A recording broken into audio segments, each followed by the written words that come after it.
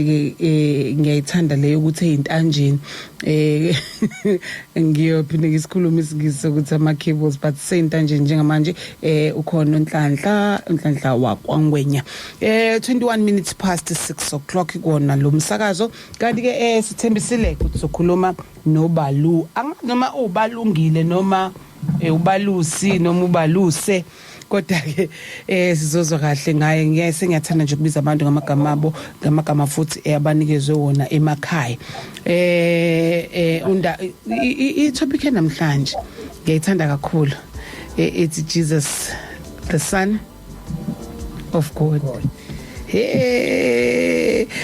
lungileke so sizongena njengekudala angicela ukuqala la kuBalu Balu Sanibonani ukuthula studio. Ukuthula makwande bo, right? Ngithi nje happy new year. Happy. Happy new year kumuntu. Yes, ngicela bangathula onhlanhla abantu bakuthiwa happy new year. Hawu, anizwani. Asibingelele sikwamukele emsakazweni kuyiSunday. Ngiyabonga kakhulu. Onyakeni omusha. Aw. Omusha kakhulu omuhle futhi ya kakhulu niyaphila siyaphila njani mama siyaphila nathi ya ukwakhuluma into esusigidigidi ko wonke umuntu olalela umsakazo la lohlala naye la iqala konyaka uthi 23 hayi abantu futhi ke uThabo ureceive athe kuba maningana wona ama message kunalawa wami angazi ngondaba enhle but naye mhlawumbe uzongichazela ukuthi kwathola ama message uthi ene maqala unyaka as sasipromiseni ukuthi asibukeni ilanga konje oshila isikhathi sibuka ngaskathini ngangithe ngo6 ekseni liyaqala nje liyaphuma ngo6 ekseni mase kushaya u6 futhi intambama liyashona ngoba fanele kwanele u12 hours alright so awuthe abuka ekseni kubuka intambama intambama alisenamandla limandla kakhulu ekseni kuze kushaya ihora le12 ngo12 midday alright ake siqale sizole insizwa ngoba nazo besingakabingeleli ke sizwe ukuthi ngomhla 23 what happened kubona abafananga inami mina ngisaqhqa ukuthi kwenzeke njani Thabo sawubona masibingelele Ndlovukazi e-studio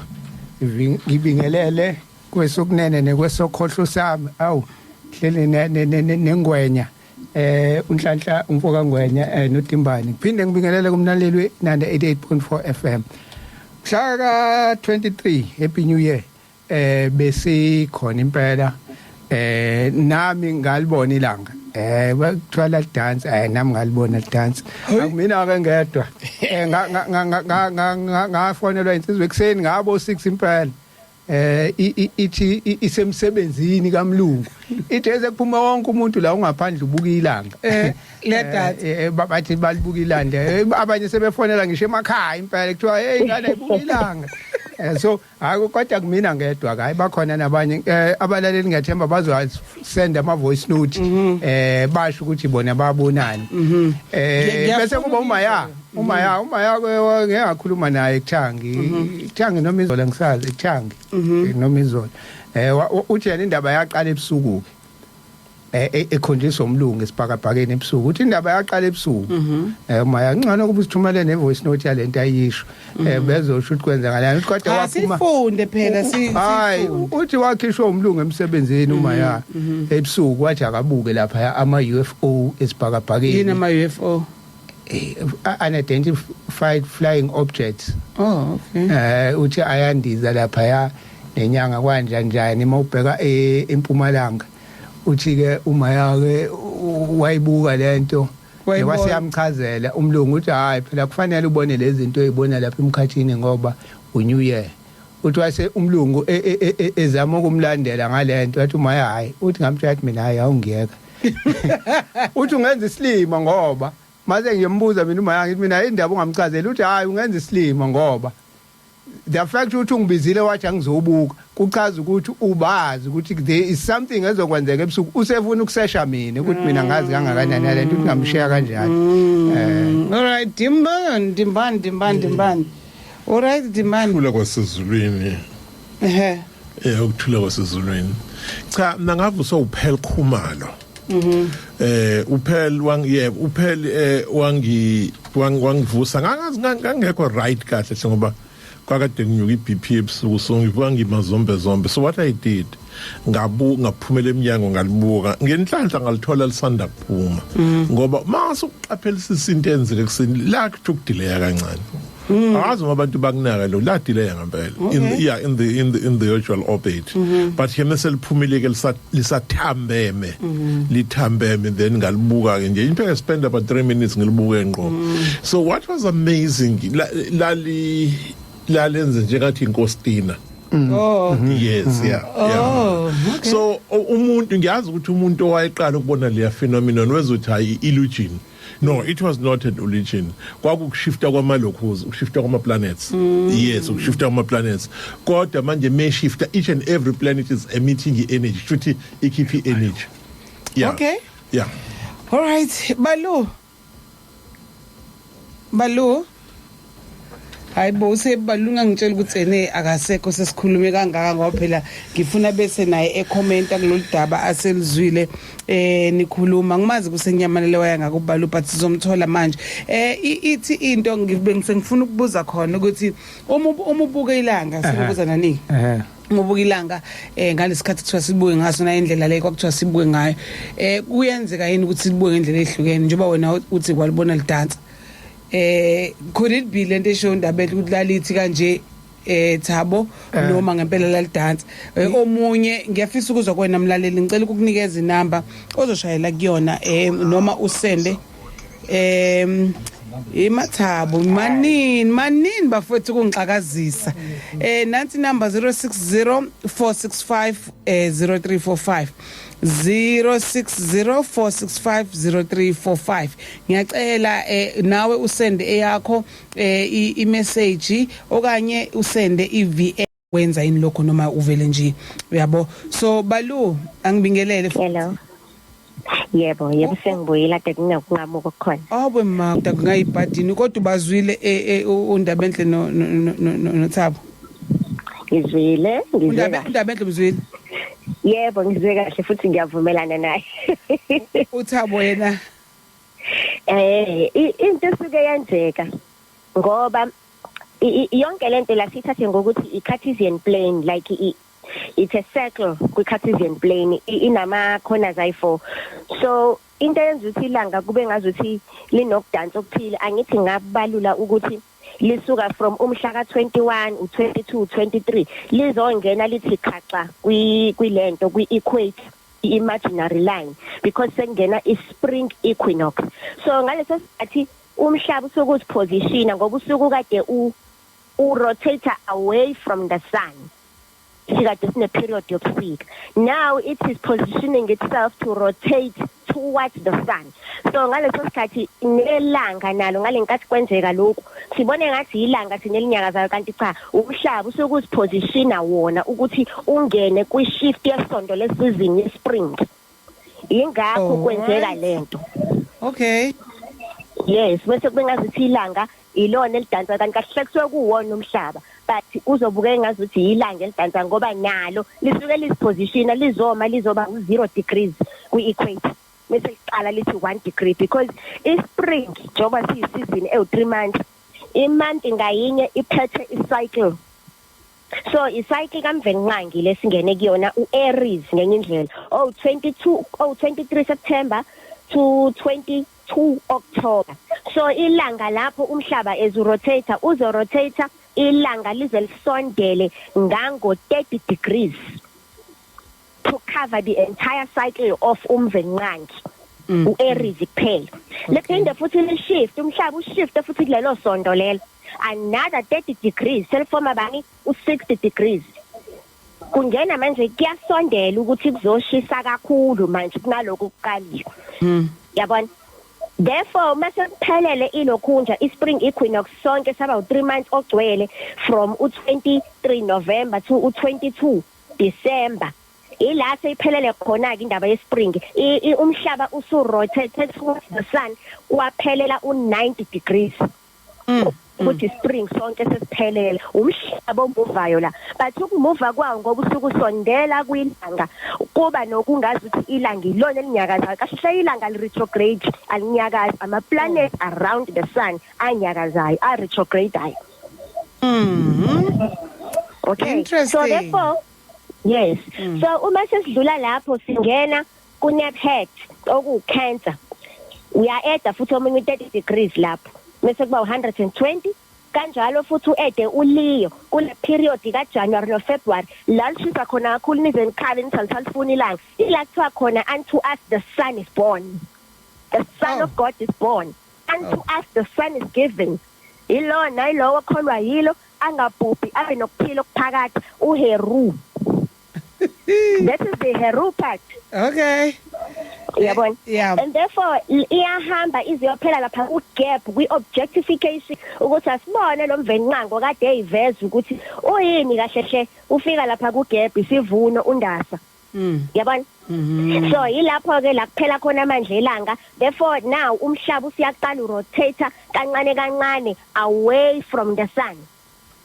Hey. Yayibona yanje ihamba ngama angles lento lena ihamba ngama angles and mawuyibuka kwi Cartesian plane lento le mathematics ukuze nibone mathematics yabantu abamnyama iqanjwe abantu abamnyama lento is science. This is just the equation of the circle. Inama tribes lento le iwana kama 12 tribes la ukunywa ngawo ku Bible lawo ukuthi equinox ngayinye isizini ngayinye inama tribes awu 3 kuyona ama cycles awu 3 sine tribe kaMvenqangi sibe ne tribe kaNuti sibe ne tribe kaMaat. Mina I fall under the tribe of Maat because I was born between 23 July and 22 August. Ngingena kuMaat esimthole eBhayibhelini kuthiwa abahluleli the judges. That is the zodiac sign okukhulunywa ngayo because yonke le calendar isuselwe ku Heru's vision. Ilanga Heru's vision mase bathi bona iHeroscope. Okay, inakula. Yeah, qhubeka. So the 12 tribe laba khuluma ngawo utha chosen imithi leyo yokudukisa thina. Kahle hle yonke lento is about the zodiac signs. We are the chosen because siyalazi calendar lethu. Siyazi mangeya le season le inama tribes amangaki. Wena ungena ngayiphi ungena under yiphi tribe uchosen kuleyo tribe yakho. So nje basikwi tribe kaMvenqangi uAries asa uyena lesimthole ukuthi uhydrogen gas ku periodic table number 1 the green gas that gives life unto everything because ayikho chemical reaction ongayenza ngaphandle kwa hydrogen which is combined with oxygen to form the water compound ukuze ireaction yenzeke. Ngathi ukhuluma That is uMvenqangi esikhuluma ngaye namhlanje. That is why sasivalelwe lento ukuthi indaba ze science ngoba manje masukhuluma ngo hydrogen ngiyabona ngathi usungena entweni engangishayelwa yona esikoleni ngingayazi ukuthi kwaxishwa nje kube ngathi manje into entsha esingayazi. Exactly ingoba izifundo asizifundiswa ngeilimi zethu bese kubuke ngathi idom namanje into yethu. Namanje nje ngingakhuluma nje kubazalwane ngendaba ye-science. Abazalwane kufanele babe open minded. Kuyafuneka ukuthi umuntu abe open minded avuleleke kuyo yonke information ayitholayo bese yaqhubeka yena aziphandele ukuthi lento esikhuluma yiqiniso kangakanani because kukhona abantu abangayiboni iqiniso liyaphila liwumoya. Ukuthi lize ngobani lafika ngasikhatsini kwenze njani uma selithatha indawo yalo ukuthi ngiyafika kuwena liba umoya ophilayo ovuka kuwena uphile mase kuba khona into ekuphushayo ukuthi hamba uyodiga more. Isikhathi senkohliso siphelile. We are in the Aquarius age ka 400 years. Phumile Pisces manje inkohliso. Yeah, Pisces inkohliso. Yes. Phumile kwi age of Pisces manje. So lento engikhuluma ngayo uMvenqangi. Which is the first element ku periodic table ye chemistry. Okay. Ungabiza noma umuphi umuntu osekwangene lab uzokutshela ukuthi amanzi adingeka kunoma yipi i-chemical reaction and lawo manzi is H2O 2 hydrogens combined with oxygen kufunekani chemical reaction. So the reason why ke sithi sikwi psyche kaMvenqangi isikhathi sokuqala sokuqambeka kwayo yonke into umvuseleli ozovusa konke ukuthi kuphile manje. Whatever plan onayo, whatever idea onayo, isikhathi sokuyi-implementa manje ngoba isikhathi sokutshala lesi. Isikhathi sokutshala. That is why encikene noheteru. Yeah. Umlenze emunye abuye bizwe ngonomkhubulwane ngoba kunensimi elinywayo la kanomkhubulwane into esitshelayo ukuthi umvelinqangi lo uyatshela ihinti le ukuthi itshalani ngoba siyavuna lapha kuGap. Isona isikhathi sokuthi sisebenze thina lesi hayi ukuthi sithatha ama-off nama-bonus njengoba umlungu esho ngoba manje sesichaza ukuthi silekelela bona kuyikhalenda labo thina lethu silishaya indiva ingakho into zethu zingalungi ngoba sisebenza ngesikhathi esirong si-offe ngesikhathi esirong. Yo obalungu before ngidedele ukwakhuluma indaba yabahluleli uthi eBhayibhelini abahluleli bukhuluma ngoma athi ngala awungichazele kancane unabe kancane ngabahluleli noma athi ngizama ukuveza ukuthi iBhayibheli is about ama-zodiac sign bona base beyipersonify lento olimini lezulu kuthiwa isenza samuntu bayifaka amagama abantu bayenza kube ngathi isenza samuntu kahle hle iBhayibheli likhuluma ngama-zodiac sign ama-planets which are revolving around the sun emese kube ngazi ukuthi manje kunomuntu okhonzwayo oyi-son of God. Yes, they are personifying the sun. Okay. Yes, so uyakwazi ukubona eBhayibhelini ukuthi uma athi kushuthi lapha kwi the Judges because siyabona futhi lapha yana kwisililo ukuthi hayi kahle hle isililo sikanomkhubulwane lesi ngenkathi ekhalela uAsa ebulawe waqanda amapieces uSeth. Yabona so wayekhala elila lapho siyayithola leyo ncwadi eBhayibhelini isililo sikanomkhubulwane but abasabhali ukuthi sikanomkhubulwane kuthiwa isililo nje kuphela ngoba phela fanele sibe wongqimi babelungu.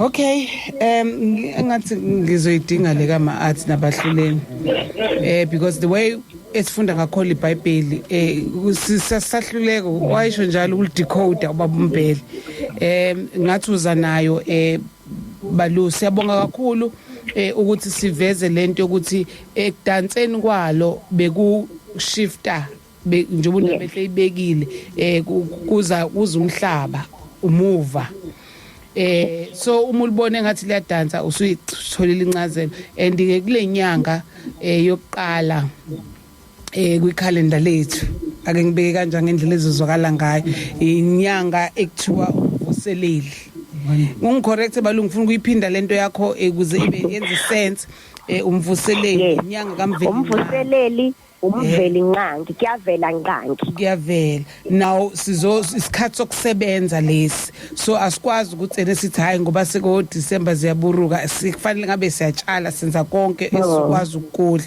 kusho ukuthi ke next month nakhona ubalu futhi will also come back not necessarily next month but sizolokhu sikhuluma naye just ukuthi si align izinto nethe suke sikhuluma la njengamanje masiqeda nje ukukhuluma la nobalu singena kwi topic ethi Jesus the Son SUN of God. So bazochaza ke abahlonishwa bami laba abala bayixoxele indaba nawe be part of this conversation ngo 8 o'clock sobe sisivula incingo okanye sithi sivulela ama VN umbuzo noma uya add ku 06046500345 balu angibonga kwanamhlanje so lokhu sikuthinta nje sithando sami ungadinwa yithina umkhuhlane wakho uphele ngoba nje angikudingi unomkhuhlane ngikudinga ufresh ukuze sikwazi ukukhuluma lezi ndaba ezinhle kangaka. Thank you so